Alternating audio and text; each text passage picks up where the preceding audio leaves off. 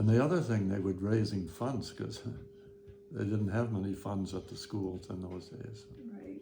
So And they used to put on dances at weekends and That must have been nice. raise funds and Yeah. At the Yes. Rockwood mock Maple. supper socials. I wrote a little story about that Yes. in one of the newsletters. Yeah.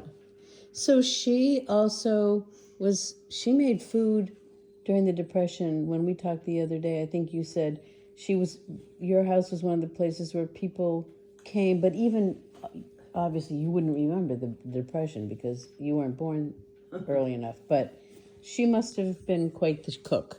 Yeah, well, I think what I told you, Deb, was about tramps that lived on the tracks. Hobos. Right. Yeah, yeah, okay. That's a nicer word. Anyway, Yeah. hobos, that's a better word.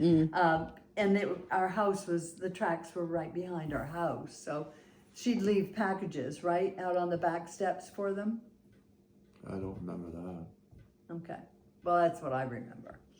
Was she a cook like you? She was Probably a good better cook. than me. Oh, she cooked. We always had plenty to eat. Yes, yeah, And then during the Depression, there was some of that she didn't. yeah. But we had a big garden. We always raised a pig most years. Mm-hmm. Had a cow. Cow, had chickens. Yeah, Rabbits? I don't remember having chickens. All our neighbors, Morrisons and Yeah. McAllisters and of course in Gerald Morris. There was Gerald. chickens all Everybody around had us, so there was. yeah, a lot of farms. So we used to go over to get our milk at Morrison's first that I remember. Morrison's? 6 cents a quart. Morrison's? Yeah, Orange Morrison's. Oh, okay, I don't remember that. We used to That was go up with before that my little- time. I've still Did you got go that down the little road to can pick that up we'd milk? go up We with. did, Yeah. down to Edwards's, Ah, at the Yeah, end of the after- road. That's where we went after With our Orange bucket. Morrison died. We got it from Edwards's. Yeah. From Paula's grandparents. right. And at the end of the road. Where is Les still living there? Oh, you're getting it. Les is still living there, Yeah. yes. Can you get behind me? That's where we walked down there. again. With a pail. Yeah. With a pail. That's what I remember going over, and they would take it out of the cooler and fill our pail and, You we'd come come home. back home. Did you grow up on Railroad Street? Yes. I think, but obviously not this house. No, No. no, No, Yeah, not even the shell of this house or any part of this house. no, Nathan built this house The whole for thing. us. But this is on the land where your dad Had the stone had shed. the stone Okay, shed. I'll okay. show you pictures when you leave outside. Yeah. There were 5 stone sheds, right, Will? 3. Stones has 5 companies, Oh, 5 companies and 5 3 stone sheds. manufacturing companies. Yeah. I don't, there may have been more, but I only remember 3. Yeah. So what was a typical day like when you were, say, 10 in the winter when it was time to go when you went to school? What time did you get up? What time did I get up? Yeah. I don't know what time it was. I just, the folks got us up and we had to leave pretty early. I mean, we had always walked to school. You walked to school from the house over here. I'll show you. Sometimes in the winter it was really, the wind come down the railroad track and down Railroad Street. We'd walk backwards a lot of times, right all the way up to the railroad station. Up to the And river. then it would, you get past the tracks, and it was a little, when the wind was never so bad, but you get down to the river, it'd be coming down the river too. And you So that cross was the river. really- You those cross were then we'd walk up Mill Road, and right. I mean, in the remember that first day I had to go to school in first grade, and I was walking down there, and they'd be walking up Mill Road, and the schoolhouse looked so big, yeah. the jailhouse. Was the community building built then? Was the The community building wasn't built till 1948. I had left town by 46. right? You wanted to talk about that a little bit, didn't you? When he left, why he left, what drew him back? I sort of remember from what you said that you left when you were, 17? 18. 18? I just turned 18 and enlisted in the Yeah. Navy, and then they called.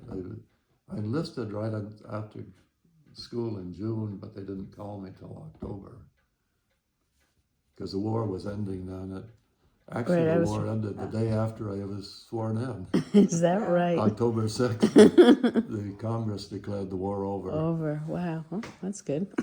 And how come you got frozen a year? Well, that's because the Korean War started before I was home on leave in June, or the end of June, and I think early in July the Korean War started. Uh-huh.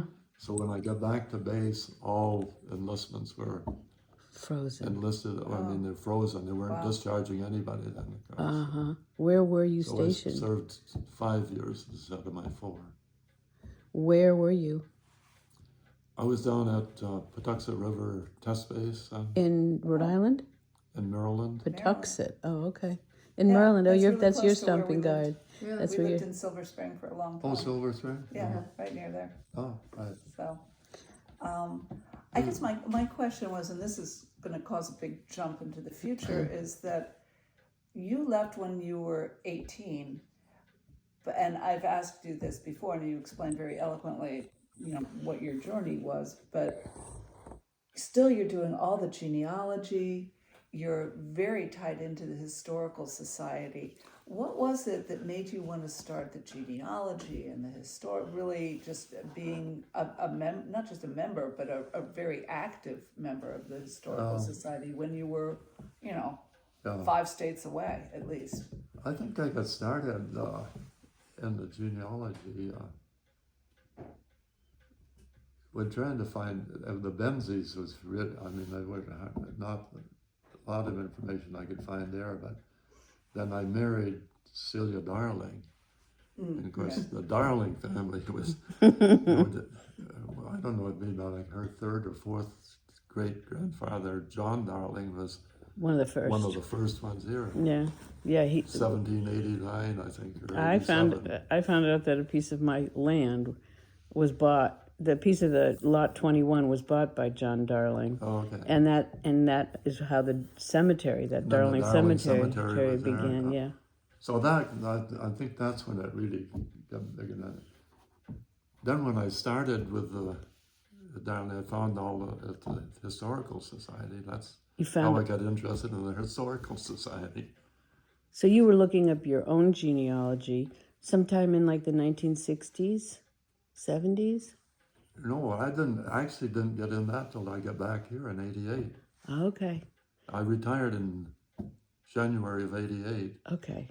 Gee, I've been retired quite a while. Yes. Yeah. You've been retired as long You as got I've a been whole here, second practically. career here. Yeah. 37 years. Wow. So you came back and you saw in the file cabinet all of Waldo's letters. All the files that they had. Well, before I got there, they had Gwendolyn up in Peacham. He's One of looking, he's I hoping think you'll it was remember. one of the Jen. Hatch boys married their daughter. Gail, Yeah. Gwendolyn Summers, was it? no, Gwendolyn. I'll think of it, keep going. Yeah. Anyway, so what they she hired her to type up all of Waldo Glover's. Yeah, Marilyn was her first name. Do you remember her last name now? It's Gail's mother, Gail Hatch's mother. Marilyn. Boy. Gwendolyn. well, I that's thought was okay. her We get first stuck name. on these things. Yeah. And it'll come to you, and then you'll Yeah, pop I'll let me. you know. You'll pop me a message. But they hired They hired person- her. I wrote that up in one of the newsletters about, yes. Yeah. or maybe I didn't. Maybe with the introduction to the genealogy or something. I don't think this is a new story to me, but I was hoping you could fill in the details of how you ended up, going from how it ended up going from the file cabinet onto the computer and, all of that. Well, and then before we put it on the computer, every time there'd be a request, somebody wanted to know their family. Alice Goodine, Yep. Alan's mother. or Norma Osmore would go down and go through the file and try to find that. I mean, and the file was pretty big, and of course it's growing all the time. Right. So that's when I decided I was going to put it on a program that we could find it faster. And So it pretty much went from the file, from the letters from well, Waldo, it went from the files to Gwendolyn typing it typing up. it up, and then you took it. And I took it. I did what she typed up because it was so easier to read. Yeah. And everything, and so I put that in there. But then I did find some errors. Of course. But then I'd Yeah. have to go back to The Waldo Glover's original forms he got from the families and try Right. to decipher that. So I got quite a few of them corrected, but there's probably still a lot of Right. errors in there. right. And you try to correct them every time you find an error. And he's always looking at obituaries, adding Right. on, if they give information, it's so important when people write obituaries Yeah. to give their history, family history in it. Yeah. Because it's hard to